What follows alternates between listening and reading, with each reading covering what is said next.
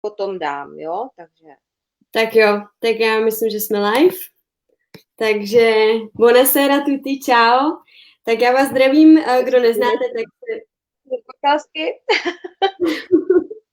já jsem Bára s životem po Italsku a jsem moc ráda a moc děkuji za našeho hosta Martí Wolf, což je autorka knihy I motýly pláčou, takže Martí, já tě tady vítám a jestli bys mohla tak na začátek představit trochu. Tak já strašně moc děkuji Báře, že mě vlastně pozvala na tohleto video. No a já jsem Češka, která žije v Itálii už hodně dlouho, už to bude 23 let, možná i nějaký rok víc. Tak. Co bych o sobě takhle ještě řekla, no. Tak jsem se šťastně rozvedla a začala jsem žít sama svůj život a do toho přišla těžká nemoc, kterou jsem zvládla. O té nemoci jsem potom napsala i knížku. Mám ji tady takhle u sebe, tak já vám ji ukážu. No a potom ten život tak nějak šel dál. Začala jsem, teďka teda mám ještě další problémy, které mi zůstaly po léčbě, ale život si užívám a Itálie se stala mým druhým domovem, kterou absolutně miluju. Nevím, jestli se jednou vrátím do Čech, vypadá to, že asi ano, ale jak já to říkám pořád, já do Itálie jednou za měsíc budu muset letět se pořádně najíst. Tohle to mi určitě bude chybět, protože na italskou kuchyni jsem si zvykla a bude dost problém si zvykat zase znovu českou po tak dlouhé době. No. Děkuji, Marky. Tak já už se takhle rovnou zeptám. Itálie, Česko, ať začneme trošku lehčejc na začátek. Bereš to jako oba domovy, nebo je pro tebe jedna z těch zemí více domovem než ta druhá? No, ona se mi stala taková hodně zvláštní věc. Já se tady cítím doma. V Itálii se cítím doma. Mám tady kamarády, kteří jsou pro mě jakoby rodina. Opravdu mám kamarádku, která je pro mě sestra a jsou pro mě strašně důležitý. Za ty roky jsem si tady zvykla jsem si na lidi, na ty zvyky, ale nikdy jsem si nevyměnila české občanství. Stále mám české občanství, cítím se jako Češka. I když nechci o tom jakoby úplně mluvit, ale tahle ta situace, co se vlastně stala na jaře, tak ve mně se něco hnulo a já jsem se najednou připadala jako Italka. Po tolika letech sama jsem to nechápala, tu změnu, ale trpěla jsem tady s mýma kamarádama, prožívala jsem to s něma a to byl takovej zlom, že jsem si říkala, já asi vážně patřím sem. Takže abych řekla pravdu, já jsem pořád tak půl na půl. Já nevím, kde jsem přesně doma, jestli v Čechách nebo tady. Miluju obě dvě země, miluju lidi, Itálii, miluju i Čechy, takže je to takový problém, ale je to takový životní dilema, protože přece jenom v Čechách mám rodinu, mám tam přítele, tady v Itálii mám kamarády, kteří jsou pro mě další rodina a mám tady syna.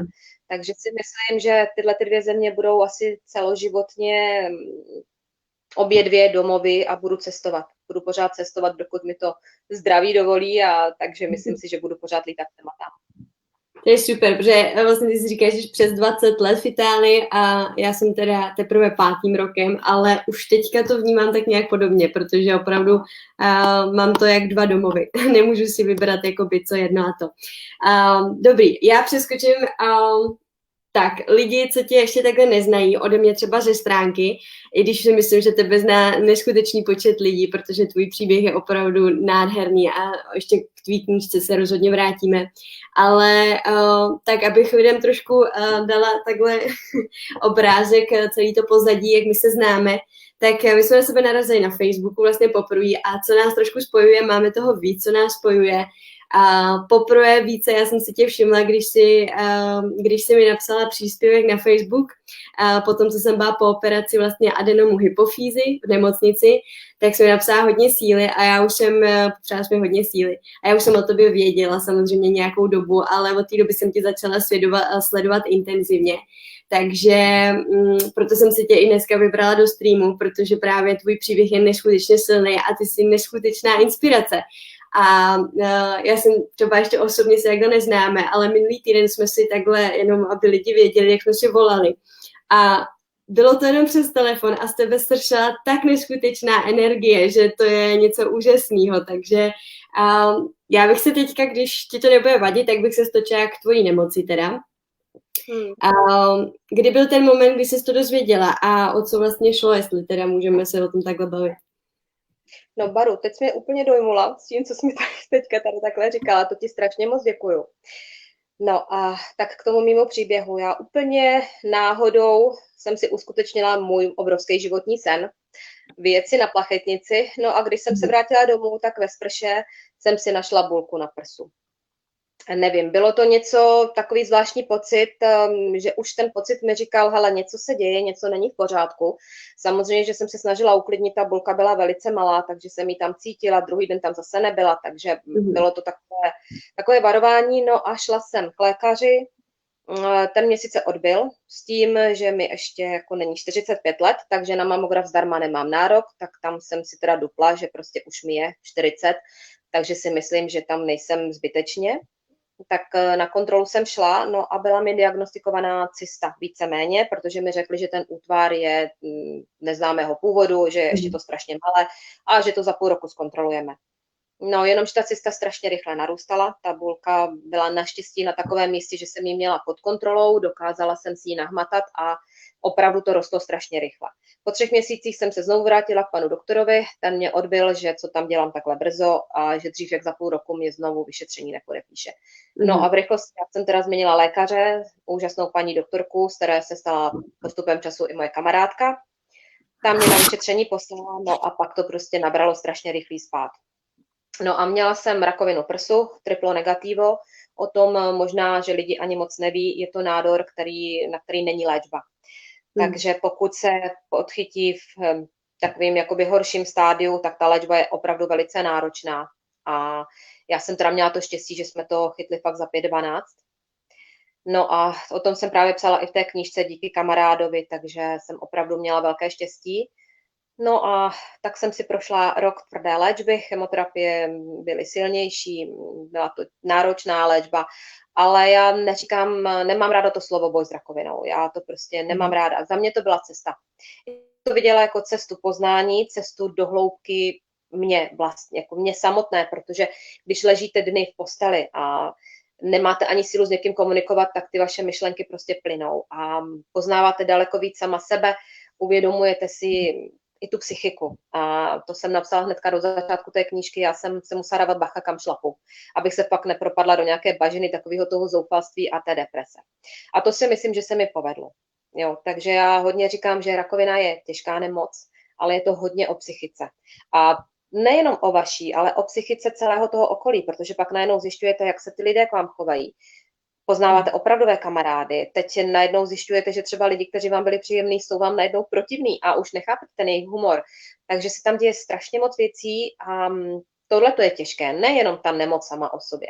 Třeba hodně lidí si myslí, že pro hodně pacientů, pro hodně žen to tak je, když jim vypadají vlasy, tak je to trauma. Pro mě ty vlasy zase takový problém nebyly, já na tom zase však nelpím, ale můžu vám říct, že pro mě byl strašný šok, když mi sklezly i nehty po té léčbě. Jo. To pro mě bylo nepředstavitelné, protože mám ráda neustále upravené ruce, bylo to bolestivé, takže ale dokázala jsem si z toho udělat srandu. To jsem taky popsala v té knížce, to jsme byli s maminkou zrovna na poště. No a byla tam strašně dlouhá fronta. No a ona mi na to řekla, podívej se, teď tady budeme takhle dlouho čekat. Říkám, ale ne, nebudeme. Tak jsem si sundala čepici a udělala jsem takový, pomalu, že umírám. Paní, vám je špatně a okamžitě jsme všechny předběhli, takže jako i tohle to se dá užít a zneužít, jo. Takže asi tak, no. Jo, tak já děkuju takhle za krásné představení a mně se moc líbí, jak si používá to slovo cesta, že rakovina není jako boj, ale je to hlavně cesta, protože teď teda, když to trošku zase stáhnu na sebe, tak já jsem neměla rakovinu a neměla jsem nic takového, čím jsi procházela ty.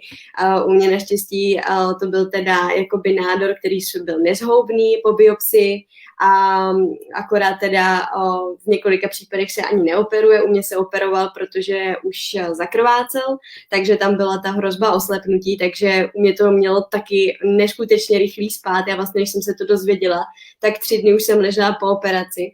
A tady navážu na ty vlasy, jak jsi říkala, protože dneska už ta medicína je tak daleko, že mě vlastně operovali přes nos. Takže já jsem říkala, protože dříve se to dělalo, že jo, normálně skalp jako vyčelo a vlasy dolů a tak. Takže já jsem říkala, že to je neskutečná výhoda, že už se tyhle operace provádí přes nos, protože jakoby probudit se po operaci a vidět se takhle s vlasama, jakože to prostě všechno zůstalo, tak pro mě to byla neskutečná prostě psychologická jakoby výhoda. A to je další, za co tě obdivuji, jako jak jsi to všechno zvládla.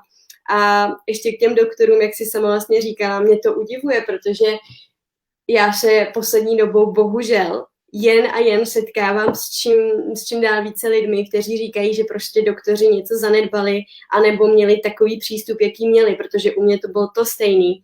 2 roky jsme hledali a 2 roky mě doktoři naprosto odmítali. Poslední doktor, kdy už tam šlo opravdu do tuhýho, tak mě odmítl s tím, že na to, abych měla nějaký věci v hlavě, tak jsem mladá ještě. No a odmítl mě poslat dokonce na magnetickou rezonanci, kterou jsem si pak teda zařídila díky rodičům, protože taťka je sám lékař.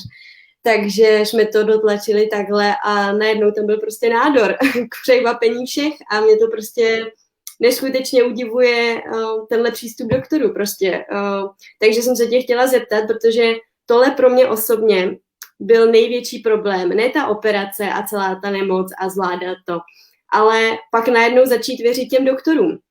Takže jak jsi to měla ty prostě, jak se s tím vyrovnala tady s tímhle? No, já právě hodně doporučuji lidem, aby doktorům důvěřovali, to ano. Ale pokud mají sebe menší pocit, že něco není v pořádku, tak toho doktora změňte. Protože pokud nemáte lékaře, kterému absolutně důvěřujete, tak ta léčba nemůže probíhat v pořádku. Jo? Takže já vím, že to je těžké změnit lékaře, ale já jsem si postavila hlavu a dělala jsem tu nejlepší věc, protože jsem si tím zachránila život. Takže doporučuji opravdu měnit lékaře.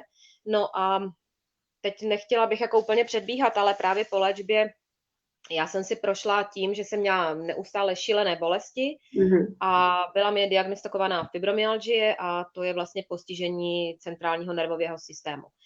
A tam byl veliký problém právě, že z lékaři, kteří mě chtěli vyloženě zdopovat psychofarmaky a léky na spaní. A tohle to bylo velice těžké. A já jsem takové doktory odmítala, prostě bojovali jsme spolu víceméně verbálně, protože mě říkali, jak si představuji, že mi bude dobře, pokud nebudu postupovat tuhletu léčbu. A když jsem jim sama na tohleto řekla, že to není léčba. Já vlastně potřebuji jenom potlačit tu bolest a vím, že se nevyléčím. Tak jsem začala spíš pracovat na té mé psychice. Jo. A změnila jsem lékaře a teď mám naprosto úžasného pana doktora, je to primář, oddělení bolesti a můžu vám říct, že jsem se u něho cítila jako člověk, kterému ten doktor věří, důvěřuje mu, nebere mě jako za nemocnou chudinku, která si tam přijde prostě postěžovat. A tohle si myslím, že je strašně důležité. Cítit se u toho doktora jako člověk, který mu, jo, a ten doktor, že ho chápe. Takže tohle to bych doporučovala všem, pokud to jde, tak ty doktory změňte, když jim nedůvěřujete.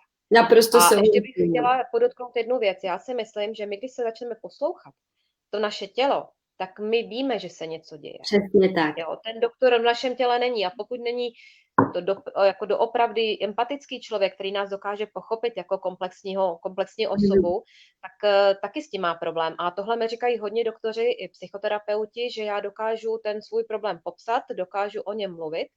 A řeknu vám, že když jsem změnila tu paní doktorku, tak ona mi to do dneška opakuje. Ona mi řekla, ty jsi prostě přišla, já jsem tě neznala a ty jsi mi řekla, já mám problém a já potřebuji pomoct. A ona mi řekla, že v té chvíli nemohla udělat nic jiného, než mi znovu tu žádanku napsat, i když by i ona měla mě poslat až za další 3 měsíce. Takže i ten přístup, asi jaký ten pacient má, jak se chová, my to i musíme umět těm doktorům taky popsat, protože ne všechno je úplně viditelný. To je nesmírně důležitý, co jsi řekla a naprosto s tebou souhlasím, protože já jsem mi vždy říkala, že vlastně sportovala jsem jako malá, od malička jsem sportovala, takže i prostě měla jsem ke svýmu tělu neskutečný vztah, že jo, věděla jsem, když se něco děje, tak to prostě člověk pozná, když někdo sportuje, anebo když je to člověk, který hodně dbá o svoje tělo, tak prostě poznáš, když se něco děje.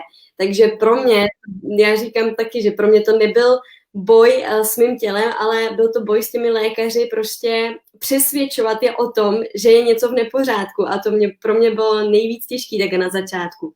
Ale já bych se chtěla přesunout k dalšímu. Ty se léčila v České republice nebo v Itálii? Tady pro lidi, co já jsem se léčila tady v Itálii.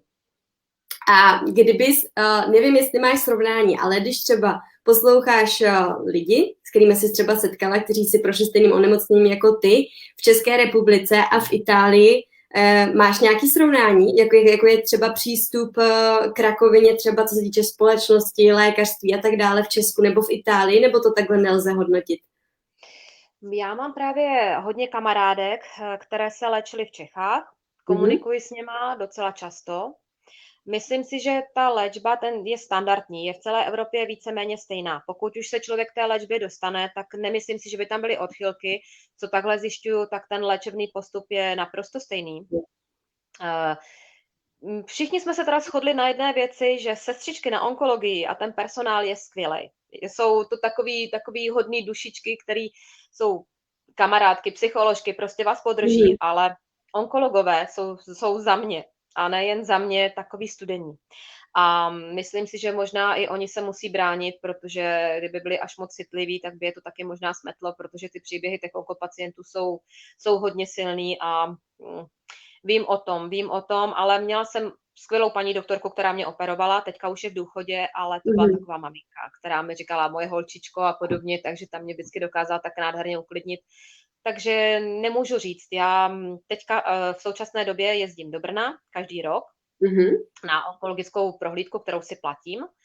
A i tam je absolutně skvělý přístup, takže neřekla bych, že je nějaký velký rozdíl. Co teda musím podotknout, někdy tady v Itálii ty nemocnice, víme, jak ten státní systém tady funguje, takže vypadají daleko hůř než třeba ty privátní kliniky a podobně, ale vidím, že i teďka se to trošičku zlepšuje, alespoň v té nemocnici, kam jsem docházela, tak vidím, že tam probíhají teďka opravy a ta nemocnice byla stará, takže dává se pomalinku dohromady. Ale jako ohledně léčby, nebo mě zachránili život, udělali mi krásnou operaci, to bych ještě taky chtěla podotknout, já jsem měla to štěstí, že mě byla odebrána velká část kůže a část vlastně tkáně, ale prso mi bylo zachováno. Mám kamarádky, kterým byly opravdu odebrány obě dvě prsa a někdo si myslí, že je to strašně jednoduché potom udělat ty prsa nový.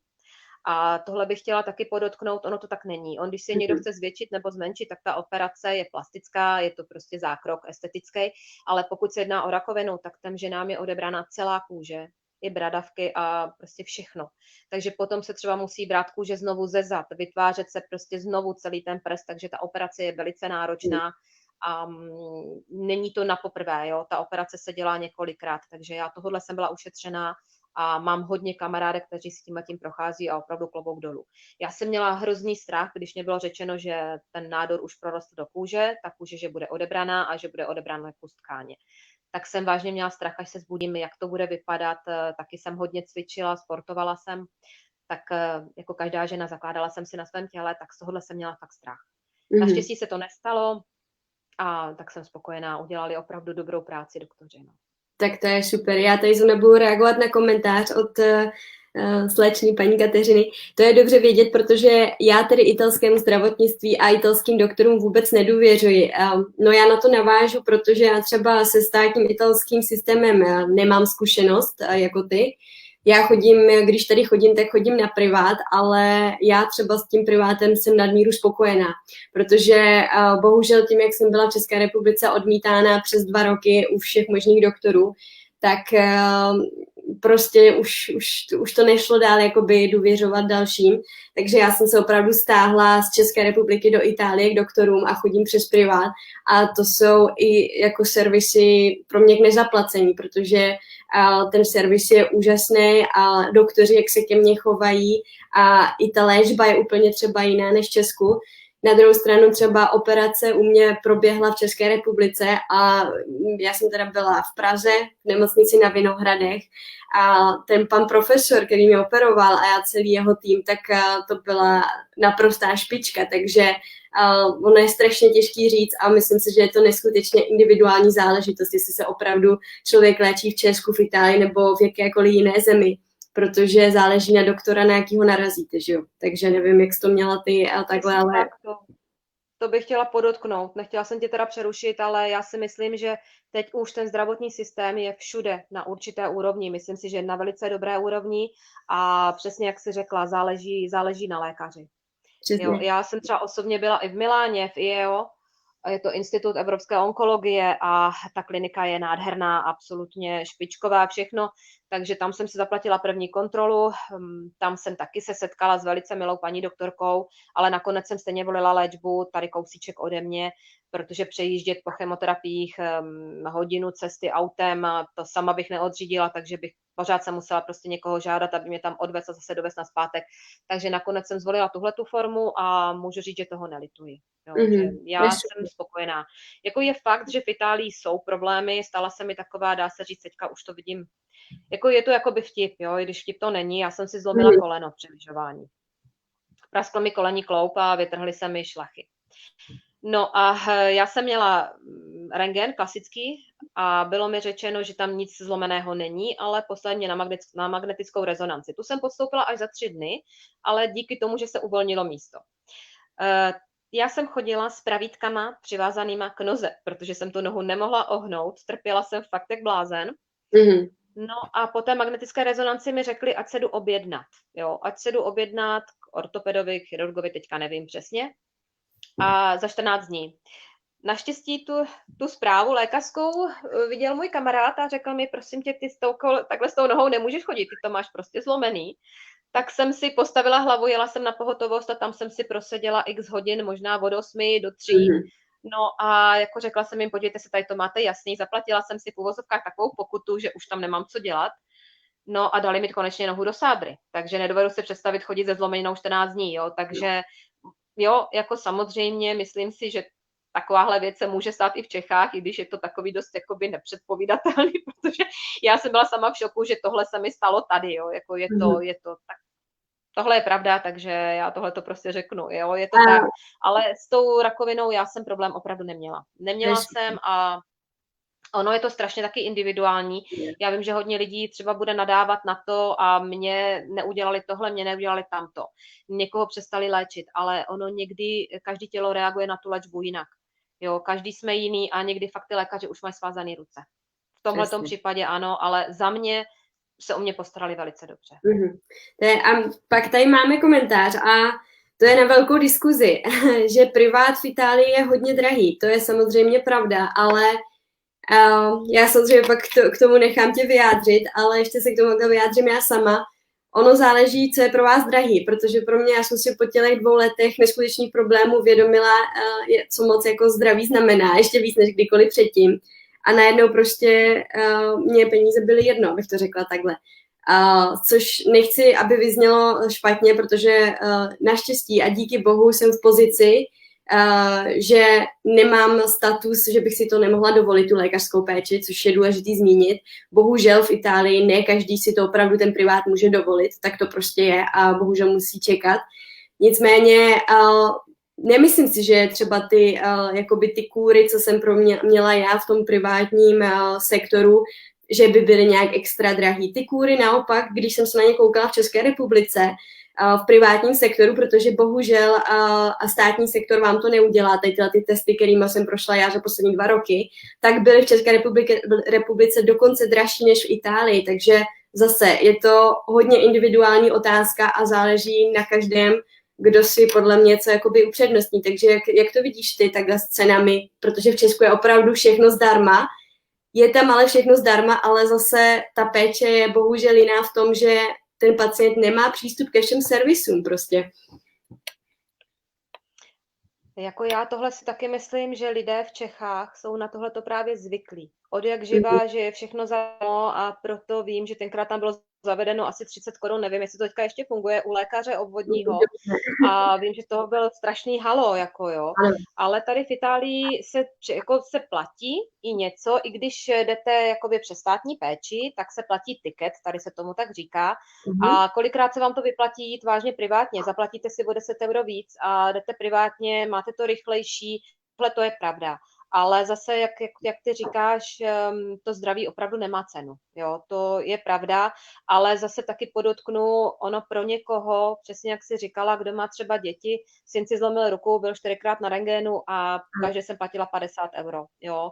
Takže to třeba v Čechách není. Proto ty lidi potom jsou šokovaní, jak tohle to je možné, ale jako je to tak, ale myslím si, že tadyhle z toho důvodu potom na té rychlé péči není tolik lidí. Lidi tam nechodí víceméně zbytečně i z těchto důvodů, jo, takže je to tak. Ale já třeba, co můžu říct, tak moje obvodní paní doktorka, Tak to nevím, jestli je i takhle v Čechách na zavolání, když mi není dobře, nebo jezdí k pacientům domů. Má ordinační hodiny a jezdí domů. V Čechách jsem se s tím nesetkala, možná, že některý doktor to dělá, ale nevím o tom. Jo? Takže tady, pokud máte teplotu, a ne jenom v téhleté době, děje se to pokaždé, pokud vy nemůžete přijet do ambulance, tak lékař přijede k vám domů a tohle to je zdarma. Super, tak já odbočím zpátky a hodím koncentraci na tebe. Když jsi to vlastně dozvěděla, že teda je to rakovina, první myšlenky, co ti probíhaly hlavou, litovala si najednou toho života, co proběhla, anebo si toho nelitovala? Prostě všechno tam proběhlo tak nějak v harmonii, myslím v tom smyslu, že si říkala, dobrý, i kdyby se třeba cokoliv nepodařilo, tak jsem měla krásný život. A nebo ta vlna tam vůbec nebyla a hnedka jsi měla prostě pozitivní myšlení a věřila si od prvního počátku, že všechno bude v pořádku a že se všechno podaří prostě. Jak to u tebe proběhlo? Maru, tohle je taková hodně těžká otázka. Podívej, já bych to ještě takhle upřesnila, jo? Já jsem vlastně tady už byla nějakou dobu, po 14 letech jsem se rozhodla, že se rozvedu. A pro mě tohle to byla moje asi nejtěžší věc v životě, kterou jsem udělala. Já jsem neměla obtížné manželství, to nemůžu tvrdit, ale chtěla jsem se osamostatnit, prostě v tom vztahu jsem se dusila, byl to takový nudný vztah. A tohle to bylo pro mě snad nejtěžší, protože já jsem byla sama. V té době jsem byla sama, měla jsem malého syna, postavit se na vlastní nohy, začít pracovat, uživit se v cizí zemi, bez nějakého zázemí, bez pomoci rodiny. Tohle to bylo strašně těžký. Když potom mi diagnostikovali tu rakovinu, tak už jsem sama nebyla. Měla jsem kamarády, jezdila za mnou maminka a necítila jsem se sama, takže pro mě tohle to bylo daleko snazší i zvládnout. A já jsem teda nebyla ten typ člověka, který by si nadával, stěžoval si, proč zrovna já, to jsem se nikdy neřekla a já jsem vždycky byla ráda, že jsem to já a nemusím. Tohle to musím podotknout, jo. Takže je to taková věc do loterie. Když jsem se to dozvěděla třeba o mých známých, tak jsem si říkala, mně se tohle to nemůže stát, mně prostě ne. A najednou bylo to tam. Ale když to prostě přišlo, samozřejmě, že jsem si pobrečela, řekla jsem si do prčic, jako jo, tak taky to tak na mě všechno jakoby spadlo. Ale najednou jsem měla v sobě strašnou sílu. Já jsem si říkala, hele, to prostě musíš dát. Jo, to prostě nejde, aby jsem to nezvládla, takže byly tam chvilky, ale můžu vám říct, že třeba i moje maminka mi říkala, že si to ani nepřipouštěla, že by se něco mohlo zvrtnout, a protože já jsem tu sílu v sobě měla. Měla jsem ji v sobě a to dělám doteď. Když mi je hodně zle, tak pak, jak já říkám, já si nakopu zadek a řeknu, hele, tak a teď se zvedneš, jdeš se namalovat a půjdeš se prostě projít. A já jsem sotva lezla a dělám to doteď. I když mám bolesti, i když mi není dobře, tak se prostě vždycky snažím fungovat a dělat věci, co miluju, a tohle to jsem dělala i při té léčbě. Jezdila jsem si dokonce i zaližovat. To mi byla hrozná zima, protože jsem neměla vlasy, takže 2 čepice. Ale v mezích, co jsem zvládala, tak jsem prostě dělala všechno. Jo, dělala jsem všechno. Já jsem říkala, když nemůžu běhat, tak prostě aspoň půjdu. A tohle to dělám doteď. To mý zdraví se pak zvrtlo tak, že už nejsem schopná dělat věci, co jsem dělala předtím. Věci, které jsem milovala. Já jsem právě včera natočila takový video, tak to bylo hodně emotivní, pak jsem se u toho rozbrečela a spoustu věcí jsem neřekla. Tak to možná řeknu ještě teďka. Určitě. Když právě jsem si myslela, že už ta nemoc skončila. A já pomalinku nastartuju ten krásný život, rozlítaný, který jsem začala žít po tom rozvodu, tak tam byl šok, který trval zhruba tak 6 měsíců, než jsem si uvědomila, že už to prostě nepůjde. A tam byl takovej ten zlom, kde jsem se tak trošičku vztekala a prostě přepínala jsem to tělo a říkala jsem si, kurňa, ne, to prostě musím dát. Ano, ale když jsem potom pochopila, že si ubližuju, že teď už to prostě nepůjde, tak jsem ten můj život přeskládala. Tak už najednou tam nebylo žádné lítání do posilovny, už nebylo zvedání těžkého závaží, ne to, že bych se zbudila ráno v 7 a prostě bych nebyla vyčerpaná někdy do půlnoci. Začala jsem se respektovat. Začala jsem poslouchat to mé tělo, no a právě v téhleté době, když jsem hodně odpočívala, hodně jsem ležela, tak zase tam byly ty mý myšlenky, no a to byl taky takový impuls, kdy jsem začala psát tu knížku. Jo, takže teďka ten můj život je, neříkám, že by byl horší. On je prostě jiný, ale je stejně pořád krásný. Já jsem se právě na to chtěla zeptat, to byla moje další otázka, co byl ten impuls začít psát knihu, kdy to začalo, jak bylo to teda takhle? Bylo to takhle a já se přiznám, že jsem celý život psala takové myšlenky, úryvky na papír, strkala jsem je do šuplíku, psala jsem dopisy, které jsem třeba nikdy nikomu neposlala, které byly plný úvah. No a Dokonce to jsem napsala v italštině, i pár řádků, napsala jsem takovou, dá se říct, slohovou práci, kde jsem promlouvala k tomu nádoru, kde jsem ho ale nepojmenovala. Mluvila jsem s něčím škaredým, s něčím, co mě strašilo, co žilo uvnitř mě a to jsem napsala v italštině, no a následně jsem to právě přeložila do té knížky. To Že je jsem super. mluvila s něčím, že každý si myslel, že to něco prostě neexistuje, že to byla jenom takový výmysl v mé hlavě, že to prostě nikde není, ale že já jsem ho cítila, já jsem věděla, že on tam je, že je uvnitř a že mě nenechával spát. A to byl právě ten pocit, když mi doktoři právě tvrdili, že je to ta cysta. Já jsem, tohle to bych ještě podotkla, tohle to taky je věc, o které se mě jako zmínilo hodně onkopacientů, že najednou měli pocit, že mají deprese. Já nevím, co to bylo. Já jsem měla strašný stavy úzkosti, nemohla jsem spát, fakt jsem měla pocit, že mě něco chytá pod krkem. Ale možná, že to bylo takový to mý vnitřní varování, něco dělej, protože je něco v nepořádku. A já jsem to nedokázala dešifrovat. Jo, a právě možná, že i tohle to byl fakt, když mi řekli, hele, máš rakovinu, tohle je pravda, já jsem konečně začala normálně spát. Jo, je to k nepochopení, ale já jsem najednou pochopila, kde je ten problém, s čím mám co dočinění, že už to není takový to strašidlo, o kterým já vím, že tam někde je v koutě a nikdo ho nevidí, tak jsem začala normálně spát a možná i víc, když jsem věděla, kde ten problém je. Měla jsem teda strašně stres, absolutně šílený, ano, ale pak už to nějak všechno šlo. To já naprosto souhlasím, protože mi se stalo to stejný. A mě vlastně, já jsem taky už byla, že jo, už psychicky dole ze všeho, jak nemohli přijít na to, co to je. A když najednou jsme na to přišli a bylo po operaci, mně se tak neskutečně ulevilo, protože jsem najednou věděla, co to je a co s tím můžu dělat a jak to půjde dál. Takže ono je to opravdu, jako možná z začátku je to určitě šok, to neříkám, ale pak najednou člověk vlastně, když už ví, proti čemu stojí, co je před ním, tak je to opravdu úleva, i když se to nezdá na první pohled. Já jsem se tě chtěla zeptat takhle. Kdybys měla říct opravdu napřímo, co ti rakovina vzala? Je něco, co ti vzala? Nebo opravdu se posunula, že to pro tebe byla tak neskutečně vývojová cesta personální? A nebo tam bylo opravdu něco, že ti prostě vzala, co třeba ti chybí? Nebo... No, ona mi vzala hodně věcí. Já musím říct, že mi vzala hodně věcí, ale když to potom člověk přehodnotí, vzala mi to, že už nemám tu sílu. Spíš je to ani ne tak ten rok, já kdyby jsem se uzdravila a bylo všechno pryč a nezůstaly tady ty bolesti a ten poškozený nervový systém, tak bych to vzala jakoby rok, který mě fakt někam posunul. Tím, že mi tady po sobě zanechala tyhle ty bolesti, které mě učí možná ještě víc než celá ta nemoc, protože s tím se probouzí každý den musím hodně bojovat i s mojí psychikou, protože někdy je to strašně náročný, někdy se i rozbrečím prakticky bezdůvodně, tohle vysvětlují i lékaři, že se mi nevytváří serotonin v těle, takže to je vlastně tenhle ten problém. Ale možná, že mi vzala tohleto, že už nemám tolik energie, nemám tolik síly běhat a fungovat tak jako dřív, ale na druhou stranu já si ten život teďka užívám jinak. Tohle to možná použiju jako takové hodně divné přirovnání, právě že mě řekla psycholožka, že budu jako rozbitý auto po havárce, tak jo. Předtím jsem byla takovej sporták, rychlej, rozlítaný, prostě šílený blázen a teďka si říkám, jsem takový dobře chovalý veterán, jako jednu si užívám úplně jinak. Takže tak já nelituju ničeho, já ten život teďka možná vidím zpomalenějc, ale užívám si ho daleko víc. To je úžasný, to je naprosto úžasný. A teď, když se zeptám, ne na tebe, ale co tvoje okolí? Co se změnilo ve tvém okolí?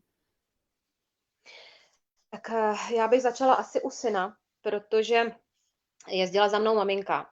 Jezdil za mnou přítel, kamarádi a když jsem byla na denně, tak já jsem krát potřeba být sama. A řeknu jednu věc, pro ty onkopacienty si myslím, že je strašně těžký, když vám je zle, tak ještě dávat bacha na to okolí. Jak jsem napsala do knížky, je mi blbě a já si to prostě chci užít. Jo? Nechte mě na pokoji a chci být sama. Takže když jsem okolo sebe měla lidi, který miluju, tak jsem si vždycky zalezla do sprchy, tam jsem se vybrečela, utřela jsem si slzy a vyšla jsem jako strašný machr, jo? Prostě nic se neděje, ale abych chránila je. A někdy tohle to bylo pro mě strašně náročné. Takže maminku jsem třeba mohla zase poslat na chvilku do Čech, mohla jsem se odizolovat od všech, ale od syna ne. Od syna ne a ten chudák, ten to se mnou zvládal všechno, v té době mu bylo 13-14, takže to bylo ještě prakticky dítě a on se o mě staral. Ale zase na druhou stranu nás to strašně semknulo a on hrozně rychle vyspěl. Jo, vyspěl a teď je to z něho opravdu už takový chlap, který doteďka mi pomůže, postará se o mě a jako posunulo ho to taky hodně daleko. Byla bych radši, kdyby tohle si nemusel s mámou prožít, protože já sama mám maminku, kterou teďka přednedávnem operovali a v té době jsem si uvědomila ten šílený strach o tu moji maminku a pochopila jsem, co asi muselo prožívat to dítě. Vidět mámu, které není dobře, protože ty děti potřebují tu zdravou, silnou mámu a já jsem se o to snažila. Snažila jsem se dělat, co jsem mohla, ale někdy to prostě nešlo. Jo? Takže tohle, ale změnilo se i to okolí docela šokujícím způsobem, i hlavně u kamarádů. To jsem právě, já že pořád zmiňuji tu knížku, ale já jsem do ní tohleto všechno vlastně nacpala, proto ta knížka má přes 500 stránek, ale bylo tam i takový ty rysy kamarádský. Protože my ženský jsme kolikrát takový trošku urejpaný, takový ty žárlivý baby. A já jsem měla okolo sebe takovýhle kamarádky a tak jsem si říkala, no dobře, tak jsme si nesedli, jsem jim nesympatická, OK. No a když jsem onemocněla, tak mi byli na blízku a já jsem zase v sobě řešila takovýto dilema, kruci, jako já jsem je hodnotila špatně, když jsou to úplně skvělý holky, podívej se, jak se o mě starají. Jenomže když jsem se vyléčila, tak jsem vyšla z omylu. Když jsem si zase obula boty na podpatku a už zase mi narostly vlasy, tak už se to vrátilo do těch starých kolejí a možná ještě hůř. No a když jsem se potom vlastně dozvídala, že spousta lidí, tyhle ty kamarádky jim říkalo, podívej se, vy jste úžasný, jak se o ní staráte, tak tohle mi později vysvětlila i ta psycholožka, ono to tak je.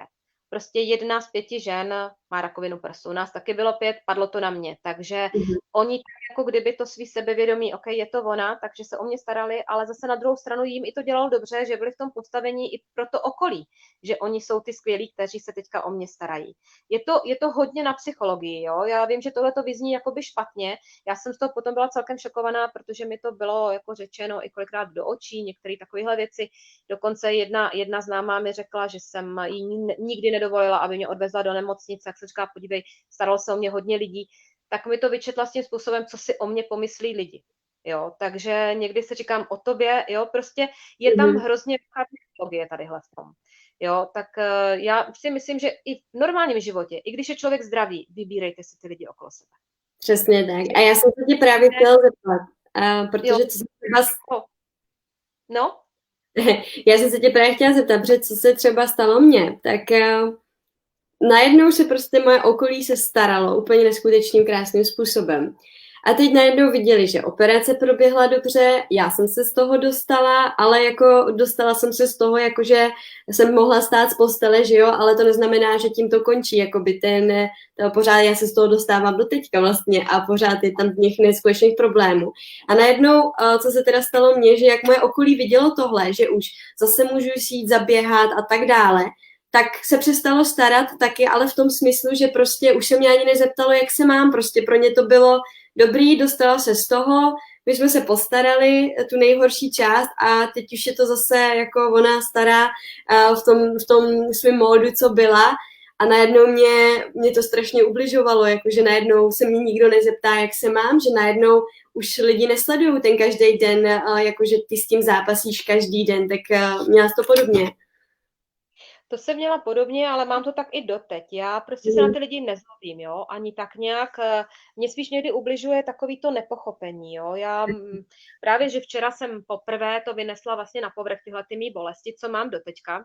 Ví o tom mý okolí, ale i třeba ty nejbližší kamarády, který opravdu miluju, když jim řeknu, jo, dneska jsem prostě utahaná, tohle, prosím tě, dívej se, jak vypadáš, teď vypadáš super a už jsi dávno zdravá a už to nikdo jakoby ani nechce vnímat, ale to, že mi opravdu není dobře, je to těžký pochopit i to okolí, ale takhle nejsme sami, já dodnes komunikuju hodně s onkopacientama, s lidmi, co třeba začínají léčbu a podobně, tak já všem radím, že jim to je potřeba vysvětlit tam lidem, jo? Je jim to prostě potřeba vysvětlit, jak my se cítíme.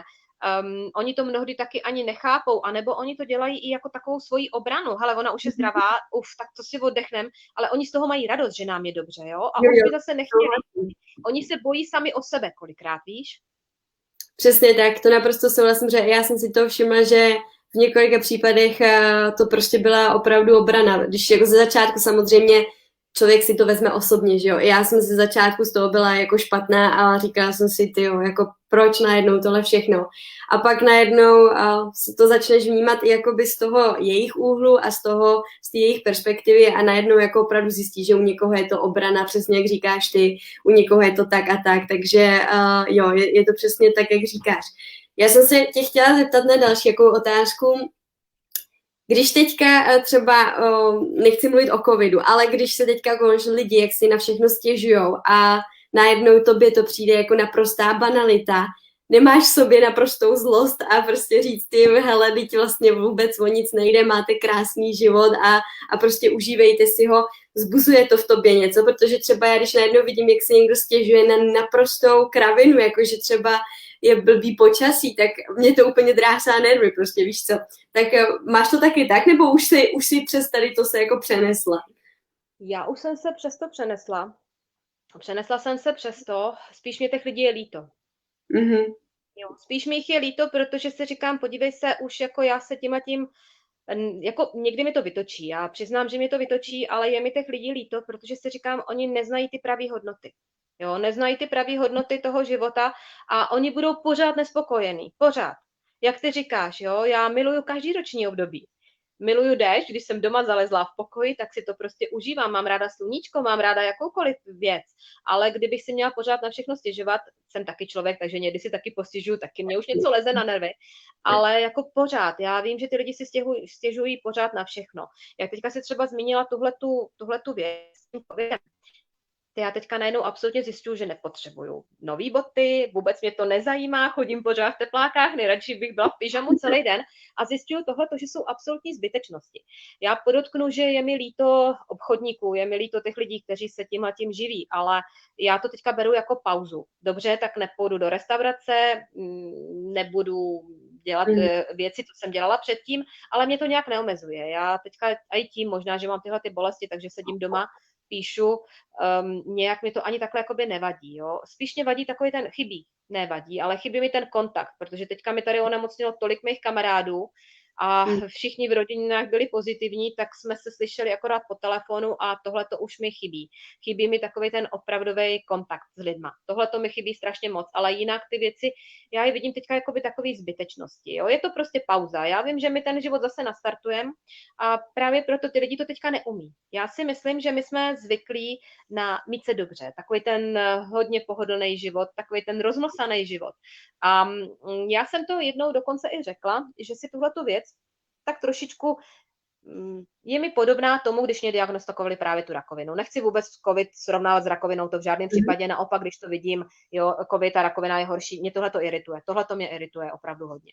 Ale je to tak, jako když vám najednou diagnostikujou nějakou nemoc a vy teďka nevíte, co bude. Dostane se z toho, jak to přežiju, jak se postarám o rodinu, jak to budu zvládat, teďka budu doma. Tohle to se stalo i mně předtím. Najednou nebudu moc sportovat, nebudu moc dělat věci, co jsem dělala předtím. A teď najednou je chaos. Ty lidi jsou ale zdraví. Ty lidi jsou zdraví a tak se vztekají. Proč teda musí sedět doma? Jo, v tomhle tom je ten problém. A je tam taky potom ta psychologie. Teď najednou si pomoct. Prostě, jak bych to řekla, odprosit se od takových těch zbytečností. Najednou my to neumíme. Jsme zvyklí na to sednout do letadla a letět, jo. Tohle to mi taky chybí, protože já jsem na letišti byla každý týden. Každý týden znala jsem tam i ten personál a když jsem potom po 7 měsících letěla letadlem, tak to pro mě bylo strašný šok, jo, vidět tam to prázdno. Tohle mi chybí mi cestování, ale nejvíc mi chybí ten kontakt s lidmi. To věřím. Ale jak ty říkáš, teďka neumí zvládnout. Tadyhle to hlavně si myslím, víš? A neumí být sami, to bych taky ještě podotkla.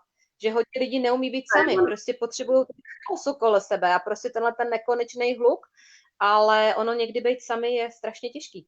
Pokud my nejsme takovým tom sami ze sebou, tak je strašně těžký, no. Ano, je to vidíš, že když jdeš někam a nějaký člověk musí někde chvilku čekat, tak hnedka mobil do ruky, protože je nervózní z toho, že najednou neví, co má dělat, což se stává. Ale tak, já teďka zase odbočím od tady toho a trošku abstraktnější otázka na tebe. Co teď pro tebe znamená šťastný den? Prostě, co tě udělá šťastnou? Úplně nějaká maličkost, nebo co to znamená prostě pro tebe? Mě dělá šťastnou strašně moc věcí. Já nemám jednu konkrétní věc, ale jedna taková věc, která mě fakt činí šťastnou, když jsou okolo mě lidi, kteří jsou spokojení. A to myslím úplně vážně. Když vidím, že můj syn je prostě v takové té harmonii, když vidím, že všichni v okolí jsou v pořádku, jo, tak tohle to mi dělá strašnou radost. A když se probudím a ty bolesti jsou prostě snesitelný a já se jdu projít a ten život najednou je nádherný, jako kdyby mě spadl prostě těžký batoh ze zad. Ale jako to štěstí, já ho vidím fakt v detailech a já ho objevuju každý den. Kdybych si zítra vyjela na hory, tak ho budu vidět ve sněhu. Budu ho vidět prostě, klidně já si sjedu sjezdovku a já se pak rozbrečím, protože jsem to zase dala, zase jsem to zvládla, i přesto, že mám zlomený koleno, i přesto všechno. A nebo já miluju i jezdit do přírody. Příroda mě strašně moc nabíjí a tohle to možná nikdo nepochopí, ale já mám strašně ráda stanování. A kolikrát i sama odjedu se stanem a na 3 dny prostě k moři a miluju i to být se sebou. Jo, takže tohle je pro mě takový to štěstí, užívat si drobností. Nemám žádný jakoby velikánskou věc, která by mě učinila šťastnou. A i kdyby si mi třeba řekla, já jsem nad tím hodněkrát přemýšlela, teďka i s přítelem, až tohle to všechno skončí, kam bychom si zajeli na dovolenou, ale já nemám nic zase tak úplně cíl nějaký, jo. Prostě i ty věci, kde to miluju, vrátit se tam a užít si to. Já si myslím, že největší štěstí je být v takovém tom klidu. Ve vlastním klidu, v takové té harmonii a teď už nepotřebuju takový to nahoru dolů, takový ty emoce, ne. Teďka si myslím, že štěstí je to, když fakt vidím okolo sebe lidi šťastný. Naprosto souhlasím. Nemám ani co dodat k tomu, protože to všechno přesně tak vystihla. Můžeme teda, k tvojí knize trošku. Řekni nám něco o tvojí knize, protože jedeme 45 minut, tak ať se dostaneme takhle ke knížce tvojí nádherný. Jestli nám ji můžeš ukázat, ty ji tam máš, veď? Já mi ukážu. Já vám k ní ještě klidně řeknu pár takových vtípků, jo. Vidíte tuhletu fotku? Tu jsem fotila, když mě vypadaly vlasy. A já jsem ani netušila, že tu fotku dám jednou na obálku a dokonce Facebook, když nakladatelka to chtěla udělat jako propagaci knížky, tak nám ta obálka byla blokovaná za podporu pornografie. Dokonce i takováhle věc se mi stala. No.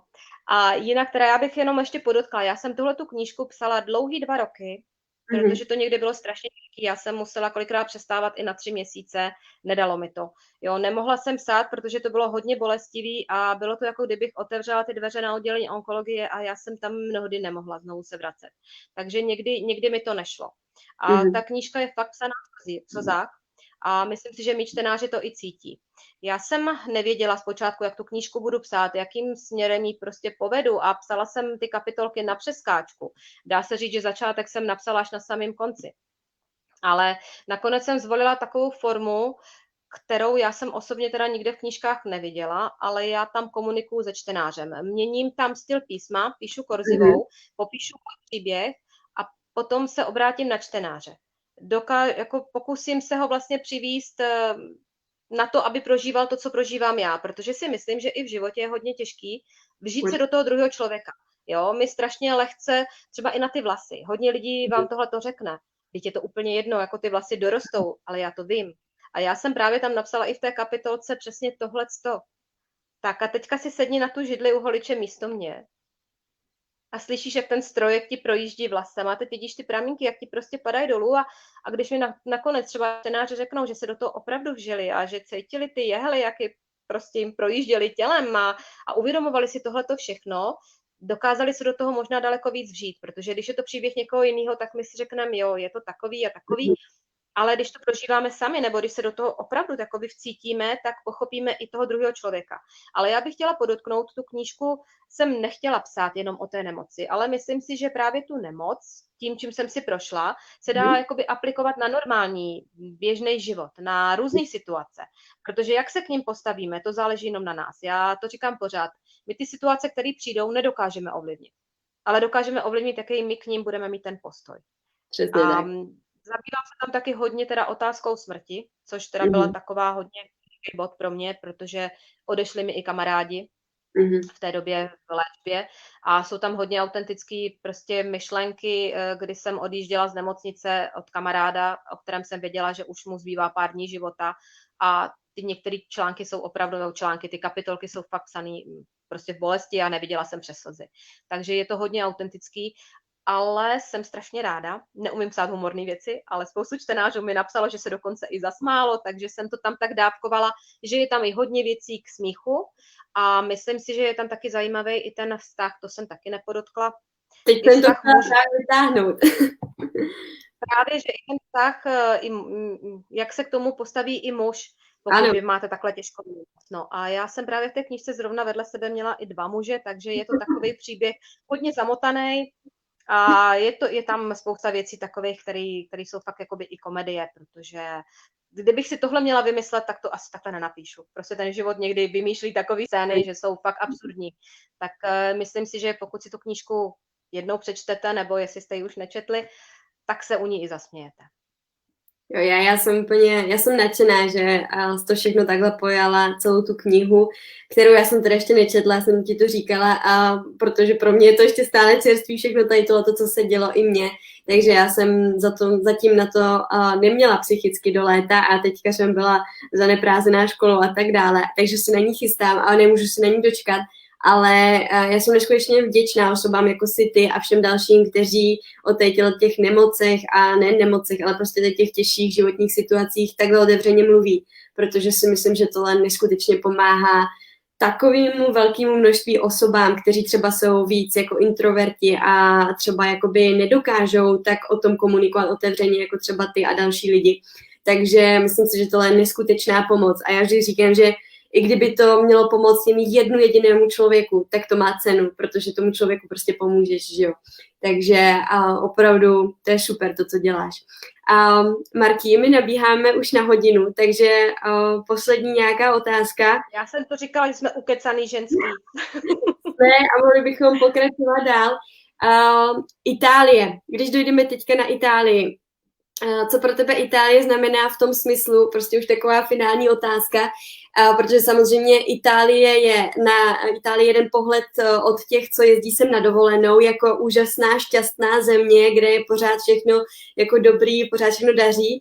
A pak je tady ten pohled, samozřejmě, když tady bydlíš, tak co to pro tebe Itálie znamená, prostě ty její hodnoty a jenom jestli jsi to mohla nějak zestručnit třeba. Tohle je takový fakt obtížný, ale já vidím ty změny, vidím opravdu ten charakter těch lidí je jiný. Já jsem si dřív myslela, že Češi jsou víc otevřený než Italové. Ale když jsem je poznala do hloubky a stala jsem se prakticky jednou z nich, tak si myslím, že teďka Italové jsou daleko víc otevřenější a dovedou se úplně úžasně bavit. Jo? Tohle to já u Čechů nevidím, ale tady, když vylezu, já jsem na takovým menším městečku, vylezu tady před dům, teďka je teda taková hloupá doba, tak teďka ne, ale jinak jsou tady staříčci, kteří mají jeden bar, jejich manželky mají druhý bar, ráno si jdou na kafíčko a tohle to dělají třeba i ty maminky, jo, co třeba odvedou děti do školy, večery, tady ten aperitiv, oni jsou strašně společenský a potřebují takovou tu komunikaci. Z začátku taky jsem si říkala, jo, Italové se hádají, proto se možná říká taková ta italská domácnost, ale Italové jsou hluční, já už to mám od nich taky, prostě to mluvení rukama, jo, jsou strašně temperamentní, ale když je člověk pozná úplně do hloubky, tak já je fakt zbožňuju. Já se tady cítím jako doma a někdy už v Čechách si připadám fakt jak ryba bez vody a už prostě nevím, jo. A myslím si, že Italové mají i takový jiný humor. Jiný humor, který, když já něco takovéhohle plácnu, tak Italové to pochopí. Někdy v Čechách, třeba hlavně můj přítel mi to říká, ty působíš někdy možná trošku arrogantně nebo nafoukaně. Já říkám, jo, myslíš? Ale je to tak. Italové jsou prostě jinačí. Aspoň to mý okolí. Možná taky je to tím, že jsem tady tak 20 let a už jsme se poznali, pochopili jsme se a myslím si, že tu moji srandu, tu ironii a takovou tu autoironii, jo, že třeba fakt vypadám že mám tak nosánek nahoru, ale kdo mě zná, tak ví, že si z toho dělám strašnou srandu. Takže je to jiný. U Čechů já nevím, jo, mám tam taky super kamarády, ale někdy mám takový pocit, jako kdybych už tam úplně nezapadala. Myslím si, že ten charakter je jiný, opravdu je jinačí. Ale taky Itálie se hodně mění. Já jsem měla to štěstí, že jsem Itálii sjela prakticky celou a víceméně s lidma, kteří žijí v dané části.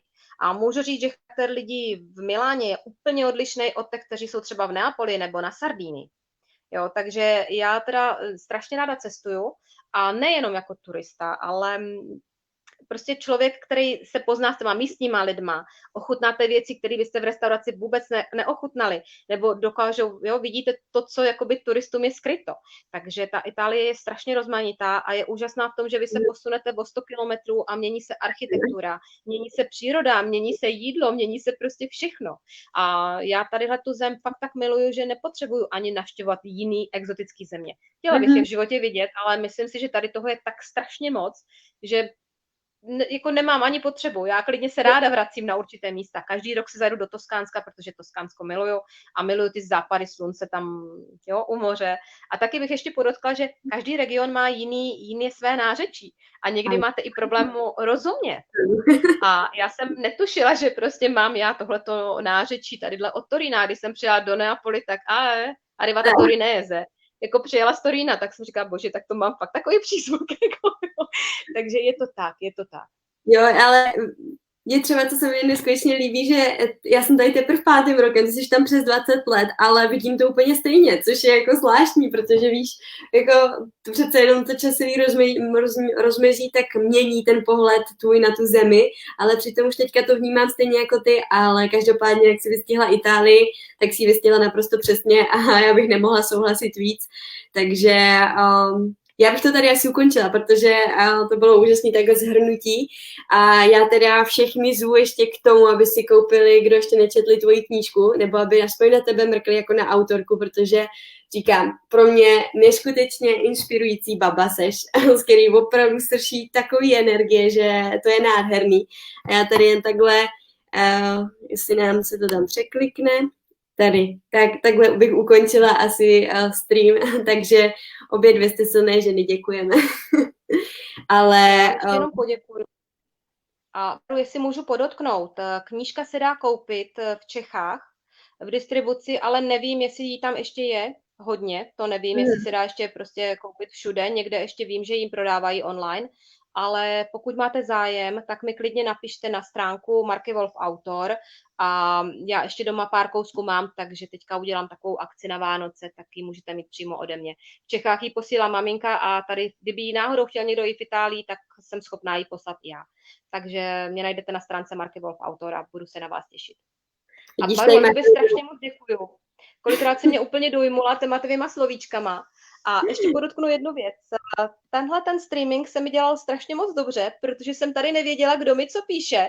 A když dělám online videa, tak mě to vždycky strašně zmate a je to obtížný. Takže takhle jsem si připadala fakt jako na takovým kafíčku s kamarádkou, tak ten normální ženský pokec a bylo to strašně fajn.